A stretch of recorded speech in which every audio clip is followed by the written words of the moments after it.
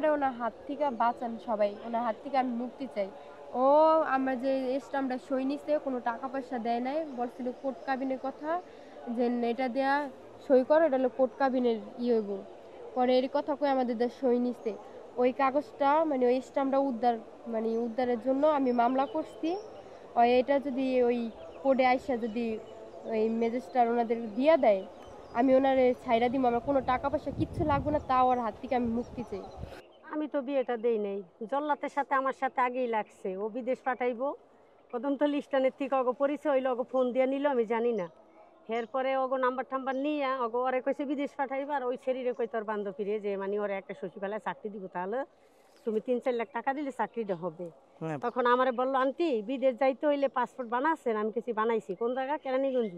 তখন আপনি দৌড়াদৌড়ি এত জার্নি করবেন কি, তখন আপনি আমার পাশে রুম নেন, রুম নিলে আপনার টাকাও পয়সা থাকবো, নিজের শরীরের দিকে ভালো থাকবো, দৌড়াদৌড়ির ঠিক আর কি, গাড়ি ভাড়া ফালায় প্রতিদিন আপনি আসেন। আমি একই কাপ মাল সাবানা জুরাইন থেকে গোলাপ বাজার কদমতলি লয়ে গেছি, গোলাম বাজার কদমতলি লয়ে গেছি এক পিকআপ বইরে। ঠিক আছে, নেওয়ার পরে ওই আমার বললো বিদেশ পাঠাইতে হইব না, ওর বিদেশে যায় যায় স্বপ্নই পূরণ হইব। কেমনি? কয়েকটা ছেলে আছে শুক্রবার আইব। আমি কইছি ছেলেটা শুক্রবার আসবে, তখন আমার আবার চাকরি করতাম তো আমি, তখন ওই ছেলেটা আসতে কইন। 1 সপ্তাহ পরে আবার ঘুরিয়ে আমার ডাক দিল, আংটি যদি ফাতেমারে বিয়ে শাদি দেন তাহলে আমি ওর স্বপ্নটা পূরণ করুম। তখনই আমি যখন না কইছি তখন ওই আমারে শত্রু ভাবে, আমারে দেখতে পারে না, আমার সাথে রাত ব্যবহার করে, খারাপ ব্যবহার দেখায়। তখন ওর ঘরে যাই না, আমি রুমটা ছাড়িয়া দিয়ে চলিয়া যাবো ওই জায়গাতে। তখন ওই আমার হাত পাও ধরলো, আন্টি এই ধরনের কথা বলবো না, ওরে তো ছোট বোন কই আনছিলাম, আপনার আংটি ডাকছিলাম, ওই আমার ছোট বোনের মতন, আমি আর বিয়ে শাদি করবো না, এই কথা বললো। তখন আমি থামিয়ে গেলাম। থামিয়ে যাওয়ার পরে আমি বাসায় না, ওরে কি বলছে ডাকছে একদিন, একদিন আমি বাসায়, ওরে ডাকলো রাত 10টা বাজে।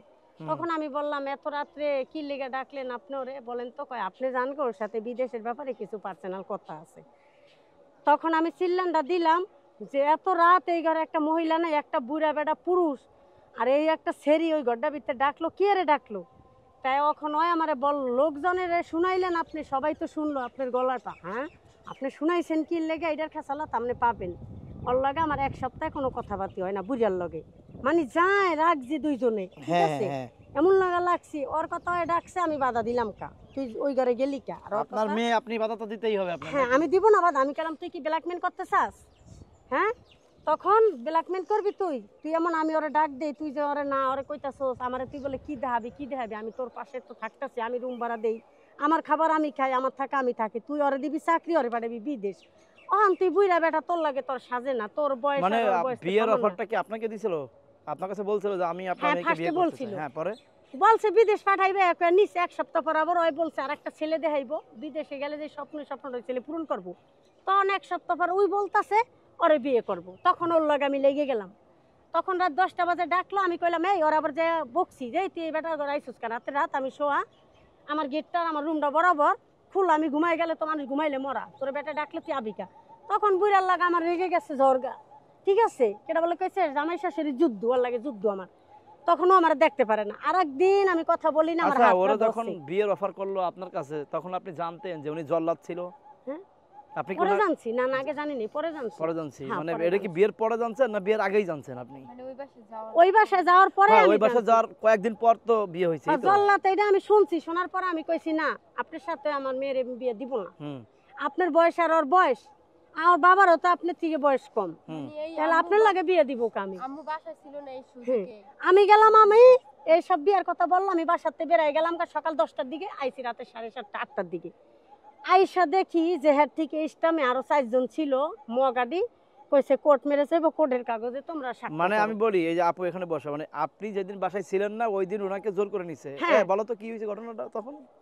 আমার রুমে নিচে বলছে আসো কথা শুনে যাও, যে বসছি, তা বলতাছে যে তুমি আমার বিয়ে করো, টাকা পয়সা বাড়ি গাড়ি সবকিছু পাইবে, আমার কুমিল্লায় 5তলা বাড়ি উঠতেছে, কাজ চলতেছে, তারপর কেরানীগঞ্জে 10 কাঠা জায়গা নিচ্ছে, হ্যাঁ, তারপর আরো কিছু মানে বাড়ি গাড়ি আরো জায়গায় আছে ওনার, এই গ্রামের বাড়িতে ওনার বাইকনারে গাড়ি কিনে দিচ্ছে, যে বড় ট্রাকগুলো আছে না, ওগুলো বলতাছে এগুলো আছে, তুমি আমার বিয়ে করো। আমি বলছি না ভাইয়া, আপনি বলছিলেন আমি আপনার ছোট বোনের মতো, এখন আমার বিয়ের কথা বলতেছেন, এগুলো আপনার কিছু আমার লাগবে না, আমি বিদেশ চলে যাবো, এটাই আমার শেষ কথা, আমি বিয়ে শাদী করব পরে না। বিয়েটা করলো কিভাবে সেটা শুনি। পরে যে পরে আমারে এরপরে গায়ে হাত দিছে, তারপরে আমি কইছি কি আমি কিন্তু চিৎকার করে মানুষজন জড়ো করবো। পরে বলে কি এডি তুই তো আমার ভালো কথা শুনবি না, তোর মায়েরে মারমু, তোর বাইরে মারমু, তোরে মারমু, হ্যাঁ, যদি তুই আমার বিয়ে না করস। মানে আরো অনেক ভয় ছোট মানুষ না, ভয় দেখাইছে, আমি বিশ্বাস বাসায় করবো না। বলে কেউ বিশ্বাস করবো না আমার এই কথা। এখন এত বছর পর আমি জেল থেকে বের হইছি, সবাই জানে আমি ভালো হয়ে গেছি। যখন আমি জেল থেকে বের হইছি তখন আমি বললা বের হইছি যে না আমি জেল থেকে বের হই নাই, আমি আমার মার গর্ভের থেকে বের হইছি। এখন আর কেউ বিশ্বাস করবো না তোর এই কথা, বিয়ে না করলে তোর অনেক বড় ক্ষতি হয়ে যাবো। তুই এখন কোনটা চাস, আমার মায়েরে মারবো আমার বাইরে মারবো? পরে এই কথা শুন না তারপর আমি রাজি হয়েছি। কিন্তু এই যে এখন সবাই ভাবতেছে যে না আমি ওনার টাকা পয়সার লোভে বিয়ে বসছি, না এরকম কিছু না। আচ্ছা, মূলত তার বাসা থেকে আপনার চলে যাওয়ার কারণটা কি? মানে আপনার তো বিয়ে হয়েছে, মানে মেন কারণটা কি? মেন কারণটা হচ্ছে বিয়ের পরে আমার বলতো যে টাকা না দেওয়ার কথা। উনি ওর মতো মেয়ে বিয়া করবো 3 লাখ টাকা দিয়া, কইছে তোর মতন ছেড়ে 3 লাখ টাকা দিয়ে আমি এখন বিয়া করব। তখন ওই কইছে আমি আইছি আমার ব্ল্যাকমেল করছেন, আর একটা মাইয়া 3 লাখ টাকা দিয়ে আপনার বিয়া করবো। বিদেশি মেয়ে। এডি রেকর্ডও আছে আমার কাছে। আচ্ছা, রেকর্ড যদি থাকে একটু শোনান নাকি? রেকর্ড আপনাকে শুনামু, আমি কাউরে দিতে পারবো না না রেকর্ড। না, আমাকে শুন দেখুন, এখনই শোনান। এখন আমাকে ফোনে নাই, জায়গায় জায়গায় আমরা রাইখা দিছি। আচ্ছা আচ্ছা, ঠিক আছে। এডি আমাকে মাথায় আসিল না, আমার কাছে শুনেন। এগুলি যখন ওর সাথে খারাপ আচরণটা করতেছে, আমারে যেদিন ওর মারতাছে বিয়ার পর, আমি বিয়ে ছিলাম না, কাবিনের কাগজে আমার কোনো স্বাক্ষর নাই, কথা বুঝছেন। ওই আগে কইছে এক ছেলে, পরে দেখাইছে ওরে, আমি তোর লাগে আমার লাগছেই, ঠিক আছে। পরে আমি বাসাতে যাওয়ার পরে কোর্ট ম্যারেজের কাগজে অগ 4 জনেরতে সই নিছে। তাহলে ওই বিয়ার সময় ছিলাম না, আগে না পরে না, কাবিনের কাগজে স্বাক্ষর নাই আমার, তাহলে ওই আসামি তো আমারও দিছে। আচ্ছা, আপনার বিয়ের পরে তার সাথে কয় মাস সংসার করছেন?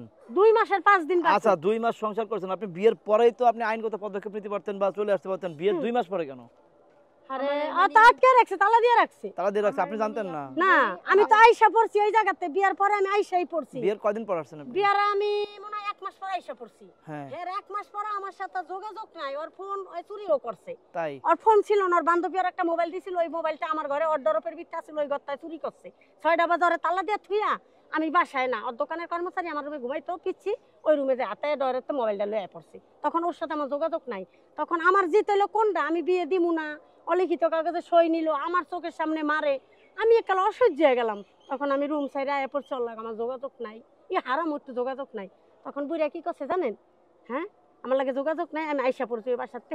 1 মাস পর আমার ফোনটাও দেয় নাই, ফোন ছাড়াও আয়া পড়লো।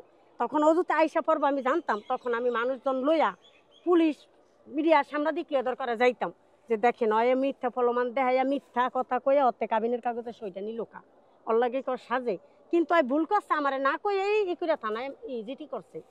জিটি করছে। বিয়েটা কি কাজী অফিসে হয় নাকি বাসাতেই হয়? কাজী অফিসে। ওইটা কাজী অফিসে। কাজের অফিস আমি জানি না, বাসায় তো হয়নি। আমি এখন যাই হোক, এখন মূলত মানে বিভিন্নভাবে অত্যাচার করতো, মারতো, আরো তালা দিয়ে ছিয়া দিত ঘরে বেটায়, শিকল দিয়ে তালা দিত নাকি আবার? বাইরে দিয়ে তালা দিয়ে ছিয়া দিত, চাবি লিয়ে দিত গা, ও আচ্ছা আচ্ছা। যেত গা। পরে 1 মাসের ভিতরে আমি মাত্র একদিন গেছিলাম ওর বাসায়। যাওয়ার পরে আমি গেছি কারালে, যাই ছেলেটার দোকানে দিছিলাম, 4 দোকানে পিচ্ছি। ওর মাইকে আমার ছেলেটার দেখতে ইচ্ছা করে, লনা বোন বাসা চিনি না, আমি লয়ে গেছি। যাই দেই দিনে 10টা বাজে গেছে ওরে তাল্লা, নয় কা আমার তাল্লা, আমি তো বাড়ি তারি না। তখন ওই বেড়ারে ডাইকে আনছে দোকানতে, যাই আমার বান্ধবী জেসমিনে কই আপনি তালা দিয়ে থুইছেন কা, শরীরে হয়তো অসময়ে যাওয়া লাগে না, এমনি করেন কি লিগা? সবসময় কি করুম, তালা দিম না কি করুম?